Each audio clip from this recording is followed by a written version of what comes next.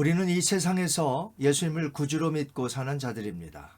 하나님의 섭리를 믿고 그분을 온전히 따라야 하겠습니다. 오늘도 말씀을 배우기 전에 잠시 함께 기도했으면 합니다. 기도하실 때에 하나님의 뜻을 더 온전히 알 수 있게 해달라고 기도하시고요. 오늘도 말씀 속에 큰 은혜와 도전의 시간 되게 해달라고 다 같이 기도하시겠습니다. 거룩하신 아버지 감사합니다. 오늘도 하나님의 은혜에 감사하며 늘 하나님 앞에 영광 돌리는 저희들 되게 하여 주옵소서. 오늘도 말씀을 배웁니다. 아버지의 뜻을 온전히 깨닫게 하시고 예수님 우리에게 가르침을 주셔서 우리가 말씀대로 따라 살게 하옵소서. 감사하며 예수님의 이름으로 기도하옵나이다. 아멘. 오늘은 바른 신학 바른 생활 제47과 그리스도인과 질병의 관계에 대해서 배우도록 하겠습니다. 오늘날 발표된 병명은 이루 헤아릴 수 없을 만큼 많아졌습니다. 육체적인 병과 아울러서 정신적인 병이 얼마나 다양하게 분류되어 많아졌는지 모릅니다. 현재 분류된 질병의 종류에는 약 3만 가지가 있다고 합니다. 질병에 대한 정의를 위키백과에서는 이렇게 보았습니다.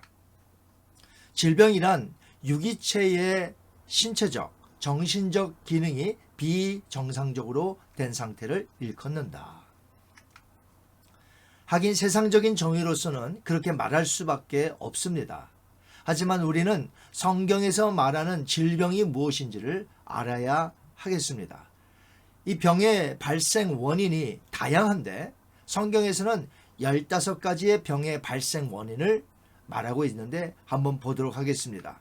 첫 번째는 원죄 때문에 병이 생겼다고 말하고 있습니다. 창세기 3장 19절에 너가 얼굴에 땀을 흘려야 식물을 먹고 필경은 흙으로 돌아가리니 이것은 저주로 인한 죽음이 왔다는 것이죠. 두 번째는 노쇠해지기 때문에 그렇습니다. 창세기 48장 10절 말씀 이스라엘의 눈이 나이로 인하여 어두워서 보지 못하더라. 야곱 이야기죠. 열왕기상 1장 1절 볼까요? 다윗 왕이 나이 많아 늙으니 이불을 덮어도 따뜻하지 아니한지라. 세 번째는 죄에 대한 하나님의 보응으로 병이 생기기도 합니다. 레위기서 26장 15절에 보니까 나의 규례를 멸시하여 마음에 나의 법도를 싫어하여 나의 모든 계명을 준행치 아니하며 나의 언약을 배반할진대 내가 이같이 너에게 행하리니 곧 내가 너희에게 놀라운 재앙을 내려 폐병과 열병으로 눈이 어둡고 생명이 쇠약하게 할 것이요. 네 번째는 부모의 죄가 있습니다. 나단이 자기 집으로 돌아가니라 우리아의 처가 다윗에게 낳은 아이를 여호와께서 치심에 심히 않는지라.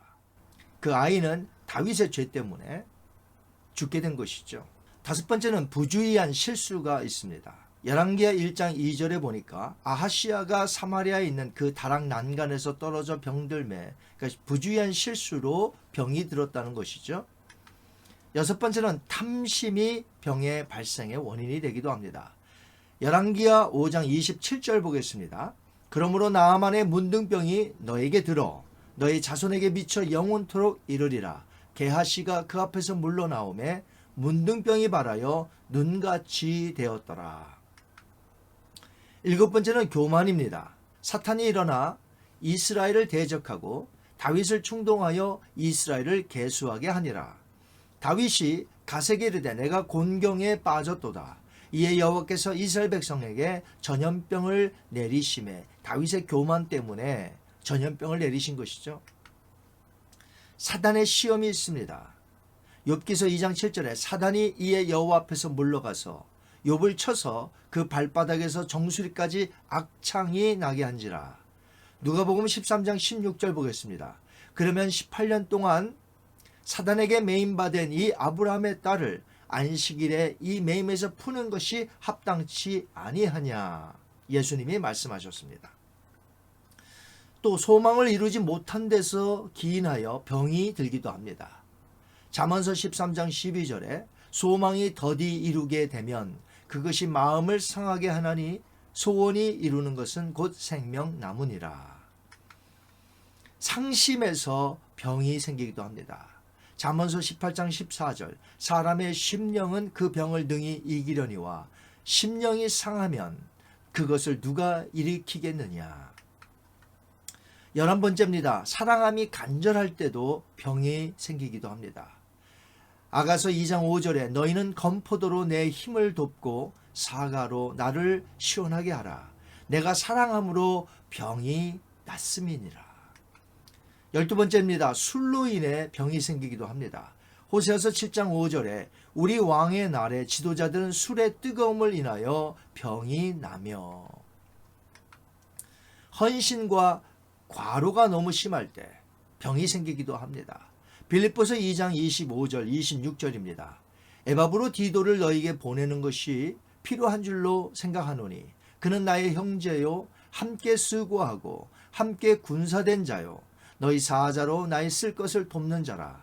그가 너희 무리를 간절히 사모하고 자기 병든 것을 너희가 들은 줄 알고 심히 근심한지라.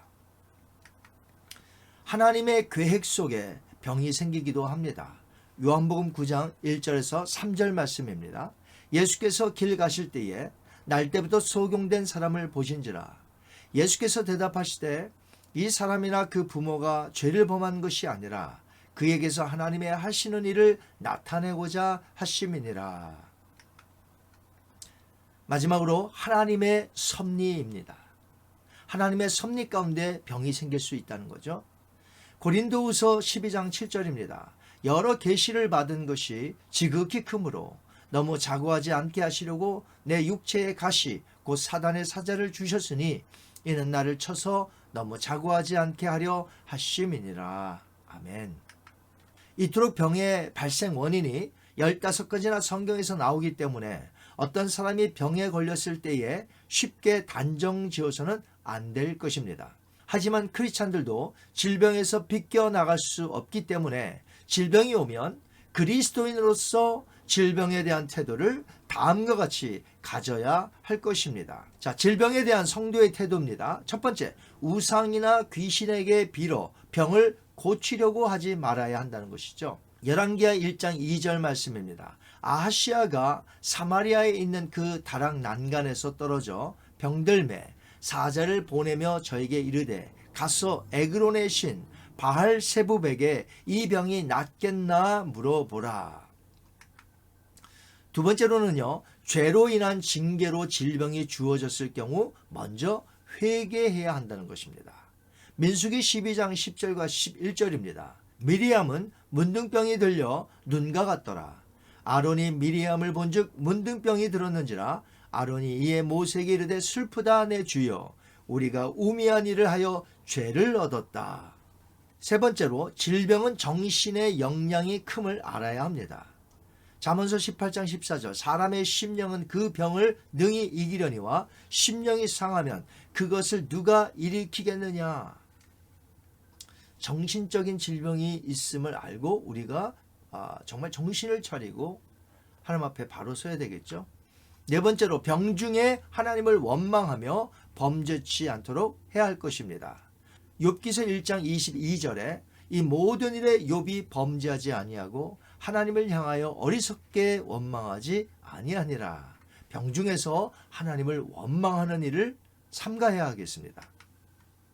다섯 번째로 선한 사람도 병에 걸릴 수 있음을 기억해야 할 것입니다. 빌립보서 2장 27절에 그가 에바브로 디도죠. 병들어 죽게 되었으나 하나님이 그를 긍휼히 여기셨고 그뿐 아니라 또 나를 긍휼히 여기사 내 근심 위에 근심을 면하게 하셨느니라. 여섯 번째, 하나님의 섭리로 인한 병은 정하신 때가 되어야 낫게 된다는 것입니다. 욥기서 1장 21절 말씀입니다. 이르되 내가 못해서 알몸으로 나아싸운즉 또한 알몸이 그리로 돌아가올지라. 주신 이도 여호와시요 거두신 이도 여호와시오니 여호와 이름이 찬송을 받으실지니다 하고 정하신 때에 욥이 낫게 됨을 우리가 보게 됩니다. 일곱 번째입니다. 주의 은혜로 병을 고친 후에 은혜를 잊지 말아야 한다는 것이죠. 역대하 32장 24절에서 26절 말씀입니다. 그때의 히스기야가 병들어 죽게 된 고로 여호와께 기도하매 여호와께서 그에게 대답하시고 또 이적으로 보이셨으나 히스기야가 마음의 교만함을 뉘우치고 예루살렘 거민들도 그와 같이 하였으므로 여호와의 노가 히스기야의 생전에는 저에게 임하지 아니하니라. 여덟 번째, 병을 위해 약을 쓰는 것을 죄로 여기지 말아야 한다는 것입니다. 디모데전서 5장 23절 볼까요? 이제부터는 물만 마시지 말고 너의 비위와 자주 나는 병을 위하여 포도주를 조금씩 쓰라. 야고보서 5장 14절에는 또 이렇게 말하고 있습니다. 너희 중에 병든 자가 있느냐? 그는 교회 장로들을 청할 것이요 그들은 주의 이름으로 기름을 바르며 그를 위하여 기도할지니라. 여기 포도주와 그리고 기름은 각각 약을 대처하고 있습니다. 아홉 번째, 병중에라도 오히려 복음을 전해야 한다는 것이죠. 갈라디아서 4장 13절 말씀. 내가 처음에 육체의 약함을 인하여 너에게 복음을 전한 것을 너희가 아는 바라. 사도 바울은 육체의 연약함 속에서도 복음을 전했다는 것이죠. 그러므로 우리가 병상에 있을지라도 복음을 전할 수 있어야 한다는 것이죠.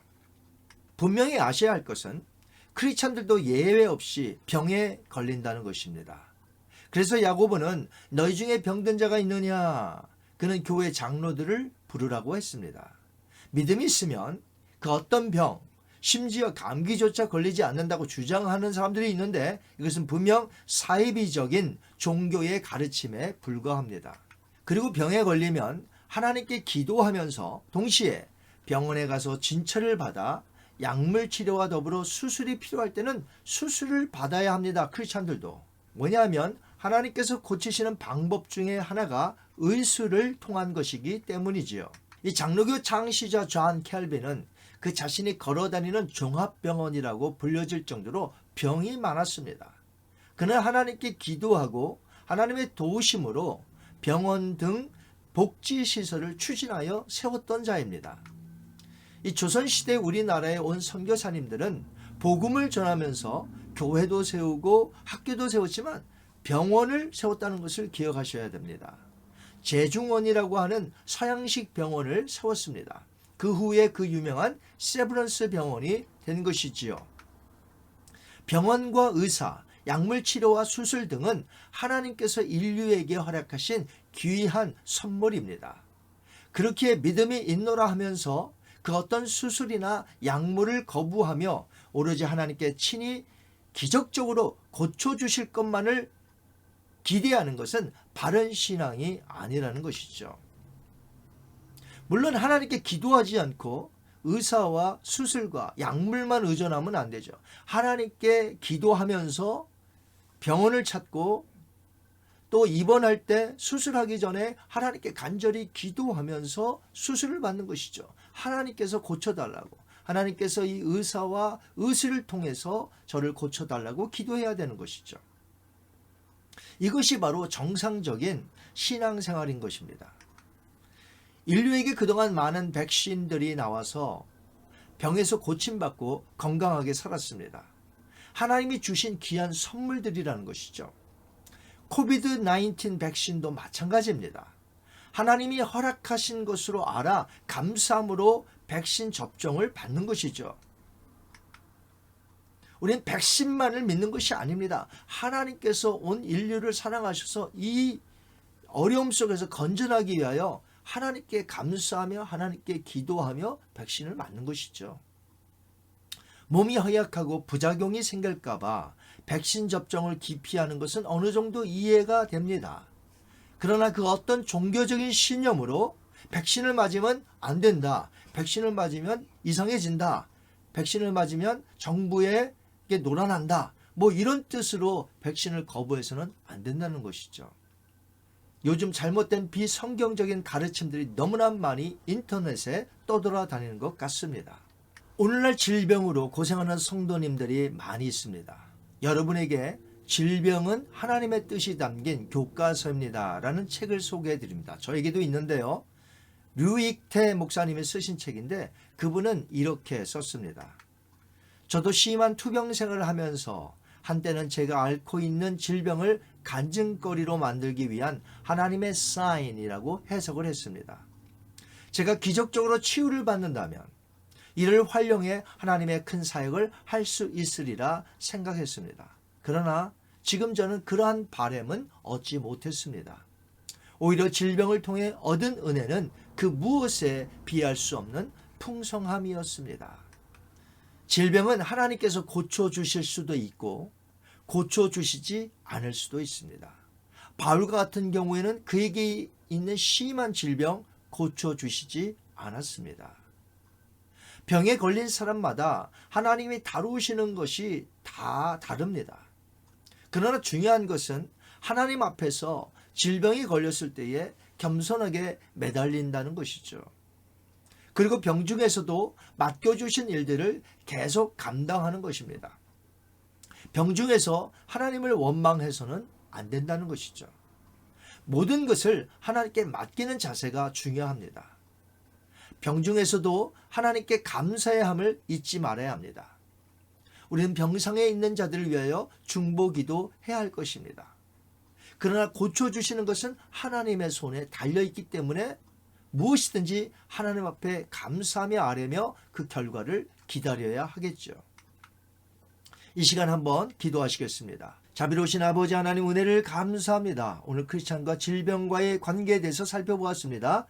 이제 질병 가운데 있을지라도 우리가 하나님 앞에 겸손하게 매달리게 하시며 하나님 앞에 영광 돌리게 하시며 치료하신 분은 하나님이시오니 하나님께 맡겨드리면서 오늘을 힘있게 살아가게 하여 주옵소서. 질병 걸린 자가 있거든 우리가 중보기도하게 하시되 모든 결과는 하나님의 손에 달려있사오니 우리는 겸손하게 기도하게 하여 주옵소서. 오늘도 주님께서 치료의 하나님이신 줄 믿고 감사하며 예수님의 이름으로 기도하옵나이다. 아멘. 다음 시간에는 멀리해야 할 우상 숭배에 대해서 배우도록 하겠습니다. 한 주간도 승리하시기 바랍니다.